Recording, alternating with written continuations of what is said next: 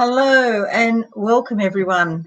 You're listening to Rose Smith from AbsoluteSoulSecrets.com, and I'm doing the horoscopes for May for all you amazing, awesome Aquarians out there in the world, globally. So, an interesting month for you, dear Aquarians. We start off with a new moon on the 4th of the month in your 4th house of home and family. Now, a new moon normally means new starts, new beginnings. And the fact it's in your home, it suggests that you might do some redecorating or renovating. Some of you will sell your homes and look for a new area or a new home, somewhere to just make a new start altogether. Okay, so the new moon is actually joining the sun and Uranus that are already there. So you might have been feeling for some considerable time that you want to make changes around your home and family. This could also mean, pregnancies for some, or adoption, or bringing people into the home that are going to be like family. You extend your family in some way, or there's changes. It doesn't necessarily mean with the new starts that it's going to be an increase in family. It could be that a child has grown up and, leaves home to go to university or something like that. But there are definite changes around you in May. Okay, now with Uranus there as well, they could be unexpected changes. Uranus is sometimes like a bolt out of the blue. Something happens. It might not be necessarily negative. It could be very positive for you. You might find, for example, you win something to do with the home, or you buy some tickets in one of those Boys Town home lotteries, or the RSL home lotteries. If you're in Australia, you'll know what I'm talking about. If you're in another country, you'll go, what's she raving on about? Because you won't know what I'm talking about. But these are lotteries that people buy to win new homes, and they're typically at a beach or maybe in the inner city, and it's an expensive property and people love winning them, so they get a lot of publicity. Okay, so new starts around your home and family. If you don't want to be pregnant, just keep that in mind, dear Aquarians, because pregnancies could result in May. Alrighty, now we already have Mercury. We have Mercury going into your 4th house on the 7th of the month. That's all about communications, adding a little bit more energy there around home and family. And then Venus tops it off on the 16th. Now, Venus really has an affinity with love, with beauty, with harmony and cooperation. And so this will give your family life a lovely, harmonious tone, that people are likely to be feeling more contentment than usual at home at your place. Now, on the 16th, we see Mars going into your 6th house, which is all about your health and well-being, and also your routine everyday life. So you'll be feeling more motivated, to get stuff done. And that's after the 16th. I'm sorry, not on the 16th, after the 16th. So you'll want to get stuff done about your health. So you might decide that you want a new diet, you want a new exercise regime, and you make some changes. But before the 16th, it's actually Mars is in your 5th house of creativity and love and fun and pleasure. So the first couple of weeks of the month, you'll be going out a lot more or interacting with people. And although it's probably a bit unlike you, but you might be feeling flirtatious, because that 5th house is all about young love, having fun and really enjoying yourself. So it's important that you do that the first half of the month. Go out and, take some time out for yourself and do enjoy yourself. That's, what's the point of living if you're not enjoying yourself at least sometimes, So amazing Aquarians, go and do that. Alrighty. So, and it also, the 5th house is also about creativity. So you might be feeling really inspired again to redecorate. because you had all that home energy going on as well. So you might want to redecorate. Might want to, sew, knit, garden, anything that, maybe paint some paintings, be musical, anything that requires some degree of creativity, you'll be into it.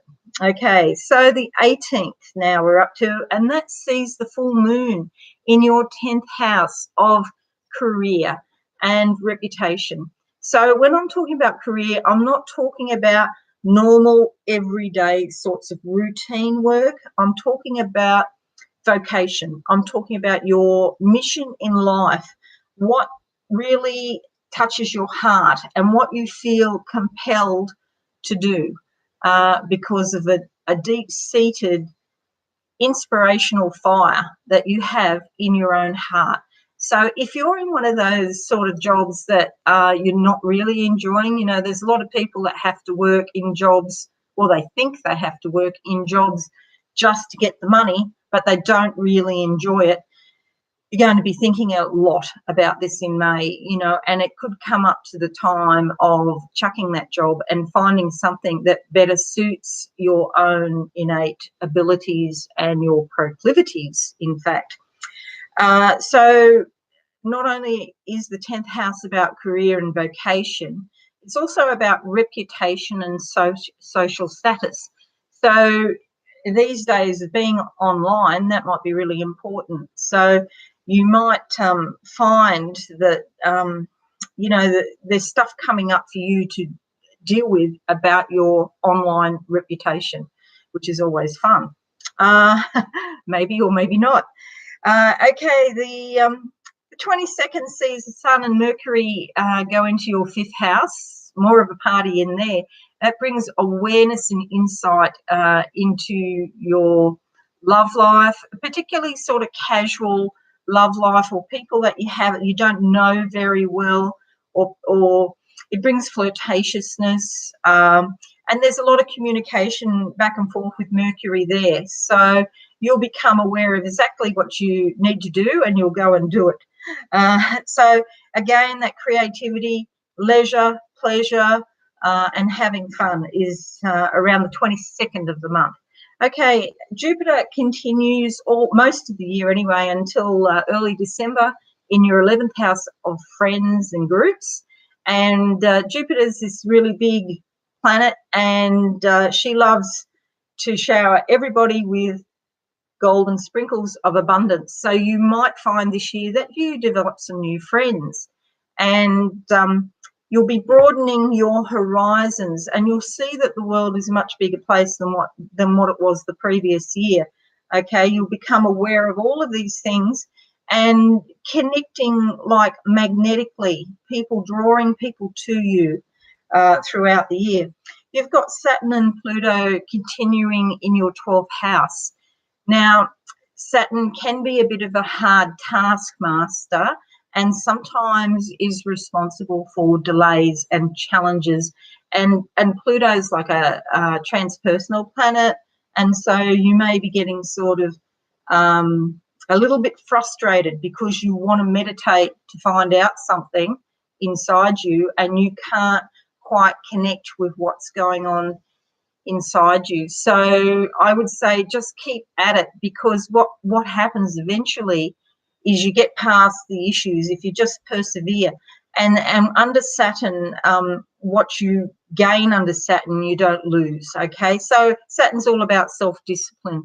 And even for the most avid meditators, sometimes you go through a dry period and there's just nothing there, You just have to keep persevering. But you get past that eventually, and, and then all the stuff comes in a flood. And it's like when I go to bed at night, it's like a movie, all this stuff is just coming and coming and coming, So I encourage you to persevere, all righty.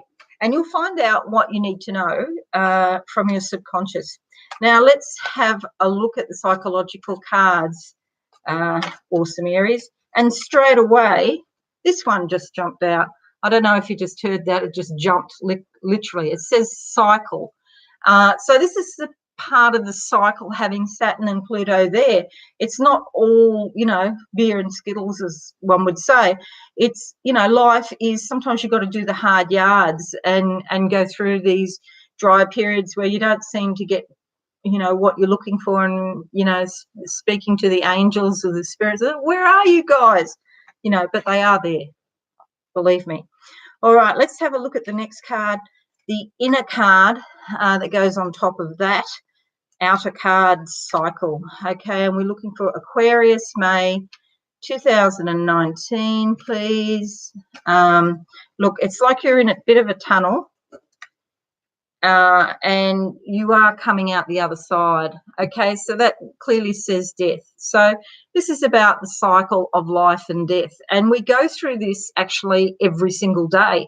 At night, when we close our eyes and go to sleep, it's like a death to the day, and that's where you have the symbolism of the sun coming up in the morning and setting in the evening. That's the whole cycle of life and death. So this is nothing to be afraid of. This is as simple as getting up in the morning and going to sleep at night. Okay, so something is leaving, something is passing from your life, and so that something new and better can come. And when I close my eyes, I do see like you're closing doors on the past. So things, maybe you've already been dealing with things in the past, and they may be dead, and perhaps, in a metaphorical way, it's like you've had a funeral, and you're going through the motions to say goodbye to some old energies, basically. Doesn't mean anything about people around you or anything like that at all. This is all to do with you. Okay, so don't be concerned. It's normal, and it happens all the time in life that something passes so that something else can start anew and afresh. So I'll be doing these horoscopes more and more, and next month I'll be back again. So I'm going to schedule them so that you know when I'm on. So please just pop back and you'll see the schedule. I'll put that up in the next day or two. So the next one I'll be doing will be the lucky last for this month, which is Pisces.